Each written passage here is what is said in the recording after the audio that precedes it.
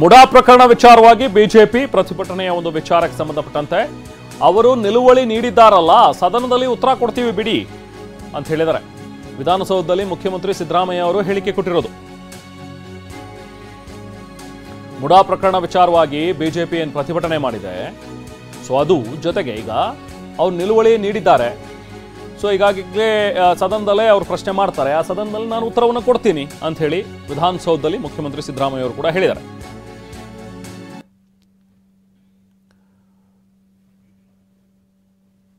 So ಇನ್ನು ಇವತ್ತು ಮುಂಗಾರು ಅಧಿವೇಶನ ಏನು ಆರಂಭವಾಗುತ್ತೆ, ಅವನ ಸಂದರ್ಭದಲ್ಲಿ ಮಾತನಾಡೋದಕ್ಕೆ ಹಾಗೆ ಸರ್ಕಾರವನ್ನು ಹಣಿಯೋದಕ್ಕೆ ಬಿಜೆಪಿ ಕೂಡ ತಂತ್ರಗಳನ್ನು ಈಗಾಗಲೇ ಸಿದ್ಧ ಮಾಡ್ಕೊಂಡಿದೆ.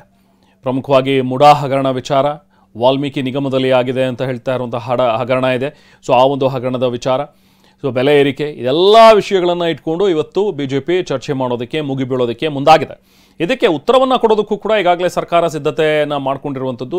ಈಗ ಡಿ.ಕೆ. ಶಿವಕುಮಾರ್ ಅವರು ಕೂಡ ಮಾತನಾಡಿದವರು, ಯಾವುದೇ ಪ್ರಸ್ತಾಪ ಮಾಡಲಿ ನಮಗೂ ಕೂಡ ಗೊತ್ತಿದೆ, ನಾವು ಅದಕ್ಕೆ ಉತ್ತರ ಕೊಡ್ತೀವಿ ಅಂತೇಳಿ. ಸಿದ್ದರಾಮಯ್ಯ ಅವರು ಕೂಡ ಹೇಳಿದ್ರು, ಇನ್ನು ನಿಲುವಳಿ ಕೊಟ್ಟಿದ್ದಾರಲ್ಲ, ಬರಲಿ ಬಿಡಿ, ಸದನದಲ್ಲಿ ಅದು ಚರ್ಚೆ ಆಗಲಿ, ನಾನು ಸದನದಲ್ಲೇ ಉತ್ತರ ಕೊಡ್ತೀನಿ ಅಂತ ಸಿದ್ದರಾಮಯ್ಯ ಅವರು ಕೂಡ ಹೇಳಿದ್ದಾರೆ.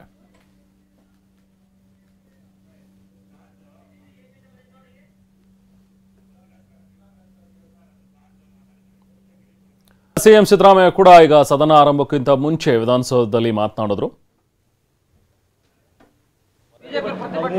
ಈಗ ಅಡ್ಜಸ್ಟ್ಮೆಂಟ್ ಮೋಷನ್ ಕೊಟ್ಟವ್ರೆ ಮತ್ತೆ ಅಲ್ಲೇ ಮಾತಾಡ್ತೀವಿ.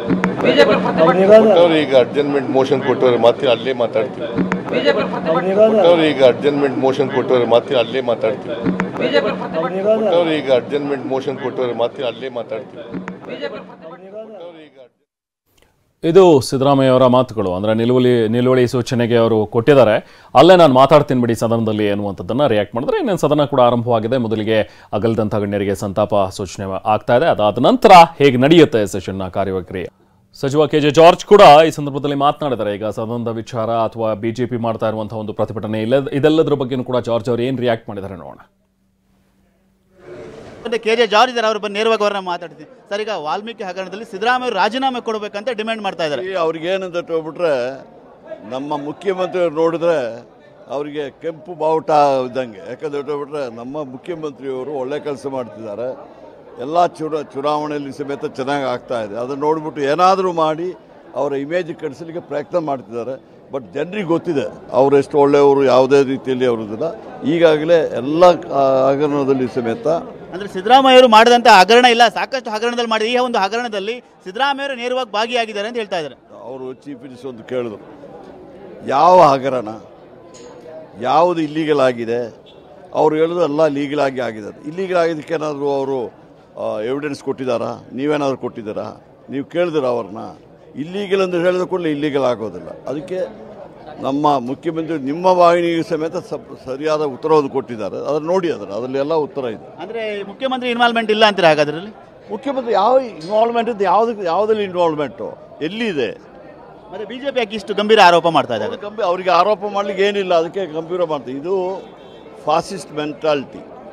100 ಸುಳ್ಳು ಹೇಳೋದು, ಅದನ್ನು ಸತ್ಯ ಮಾಡಲಿಕ್ಕೆ ಪ್ರಯತ್ನ ಮಾಡೋದು. ಇವರು ಸುಳ್ಳು ಹೇಳ್ಕೊಂಡೇ ಬರ್ತಾ ಇದ್ದಾರೆ. ಈಗಾಗಲೇ ಇಡೀ ದೇಶದಲ್ಲಿ ಬಿಜೆಪಿ ಡೌನ್ ಆಗ್ತಾ ಇದೆ, ಎಲ್ಲ ಚುನಾವಣೆ ಸೋಲ್ತಾ ಇದೆ. ಏನಾದರೂ ಒಂದು ಈ ಥರ ಇಲ್ಲ ಸಲ್ಲದ ಆರೋಪ ಮಾಡಿಬಿಟ್ಟು ಅದನ್ನು ಸಾಬೀತು ಮಾಡಲಿಕ್ಕೆ ಅವ್ರು ಹೊಟ್ಟಿದ್ದಾರೆ. ಅವ್ರು ಮಾಡಲಿ, ಪುರಾವೆ ಕೊಡಲಿ, ಏನು ಎವಿಡೆನ್ಸ್ ಇದ್ರೆ ಕೊಡಲಿ. ಕ್ಯಾಮ್ರಾಮನ್ ವಿನೋದ್ ಜೊತೆ ಇದು ಕೆ.ಜೆ. ಜಾರ್ಜ್ ಅವರ ಮಾತುಗಳು. ಕೆ.ಜೆ. ಜಾರ್ಜ್ ಅವರು ಹೇಳುವ ಹಾಗೆ ಇದರಲ್ಲಿ ಎಲ್ಲಿದೆ ಹಗರಣ? ಮುಡಾದಲ್ಲಿ ಯಾವುದೋ ಹಗರಣನೇ ಆಗಿಲ್ಲ. ಸಿಎಂ ಅವ್ರ ಪಾತ್ರ ಅಂತ ಎಲ್ಲರೂ ಕೂಡ ಅವ್ರ ಆರೋಪವನ್ನು ಮಾಡ್ತಾ ಇದ್ದಾರೆ. ಏನು ಪಾತ್ರ? ಯಾವ ವಿಚಾರಕ್ಕೆ ಸಿಎಂ ಅವ್ರ ಪಾತ್ರ ಅಂತ ಕೇಳ್ತಾ ಇದ್ದಾರೆ ನೀವು? ಏನೂ ಇಲ್ಲ, ಅವರೇ ಉತ್ತರವನ್ನು ಕೂಡ ಕೊಟ್ಟಿದ್ದಾರೆ ಸಿಎಂ. ಸೊ ಇದರಲ್ಲಿ ಎಲ್ಲವೂ ಕೂಡ ಲೀಗಲಾಗೇ ಆಗಿರುವಂಥದ್ದು. ಬಿಜೆಪಿ ವಿನಾಕಾರಣ ಸುಮ್ಮನೆ ಹಗರಣವನ್ನು ಮಾಡಬೇಕು ಅಥವಾ ಈ ಆರೋಪವನ್ನು ಮಾಡಬೇಕು ಅಂತ ಹೇಳಿ ಮಾಡ್ತಾ ಇದೆ ಅನ್ನುವಂಥ ಒಂದು ಮಾತುಗಳನ್ನು ಜಾರ್ಜ್ ಅವರು ಹೇಳಿದ್ರು. ಸದನ ಇನ್ನೇನು ಸ್ವಲ್ಪ ಹೊತ್ತಿಗೆ ಅಧಿವೇಶನ ಕೂಡ ಆರಂಭವಾಗುತ್ತೆ. ಈ ಅಧಿವೇಶನದಲ್ಲಿ ಏನಾಗುತ್ತೆ, ಸೊ ಬಿಜೆಪಿ ಅವರು ಹೇಗೆ ಹರಿಹಾಯ್ತಾರೆ ಅನ್ನುವಂಥದ್ದು ಈಗಿರುವಂಥ ವಿಚಾರ.